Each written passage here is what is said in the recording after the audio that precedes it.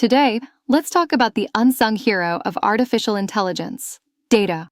It's one of the three pillars of AI, alongside computing power and algorithms, but lately, it's stealing the spotlight. A year ago, everyone was buzzing about hardware breakthroughs. Fast forward to now, and data is where the real magic happens. It's where AI goes from impressive to truly transformative. Harvard University just dropped a bombshell. On December 13th, they announced a high-quality dataset containing nearly 1 million public domain books. That's right, 1 million books, freely available for anyone to use. Whether you're training an AI model or building an app, this dataset is a treasure trove. This initiative is part of Harvard's New Data Initiative, backed by tech heavyweights like Microsoft and OpenAI. The exact release date isn't confirmed yet, but when it goes live, it's going to be a game changer, especially for startups and independent developers. The possibilities are endless. What's in the dataset? Think classics, Shakespeare, Dickens, Dante, and more. These timeless works are now fueling the next wave of AI innovation. Robert, the project leader and executive director of Harvard's Data Initiative, summed it up perfectly. This project will provide immense value to the public, especially startups and researchers in AI. For a small startup, access to high-quality datasets is crucial. It's like open sourcing the dataset. This initiative is a big deal. Books have long copyright lifespans, so this collection focuses on works where copyrights have expired.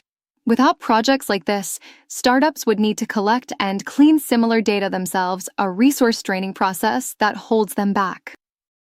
And this brings us to the elephant in the room, copyright battles. Over the past year, writers, publishers, and media outlets have been locked in legal fights with AI companies. The accusation? Training models on copyrighted material without permission. Big names like OpenAI and Google have faced lawsuits, and for good reason, data is the lifeblood of AI. Without it, startups hit a wall, while industry giants with deep pockets keep widening the gap. Take the U.S. Writers Guild. They issued an open letter demanding compensation for writers whose work has been used to train AI. Over 10,000 writers signed it, arguing that AI might be smart, but it stands on the shoulders of their creativity.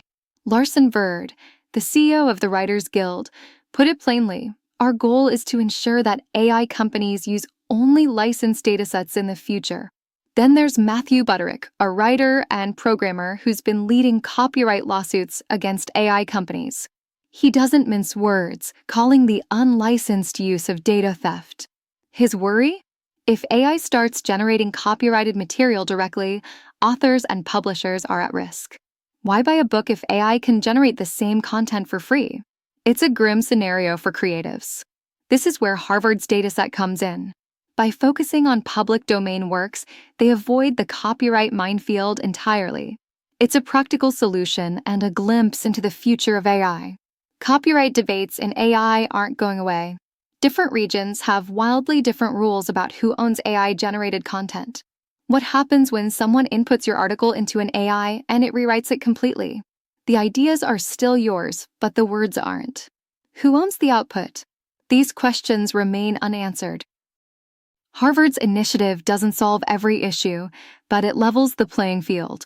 Open datasets like this empower smaller players to compete with the giants. 1 million books is just the start. Imagine the potential: specialized datasets for visual recognition, audio processing, or niche scientific research. Each new project chips away at the barriers holding innovators back. When this collection drops, I'll dive in and share the details. But for now, know this: projects like Harvard's aren't just about data. They're about creating opportunities, fostering innovation, and ensuring the AI revolution isn't dominated by a select few. It's a bold step forward, and it's only the beginning.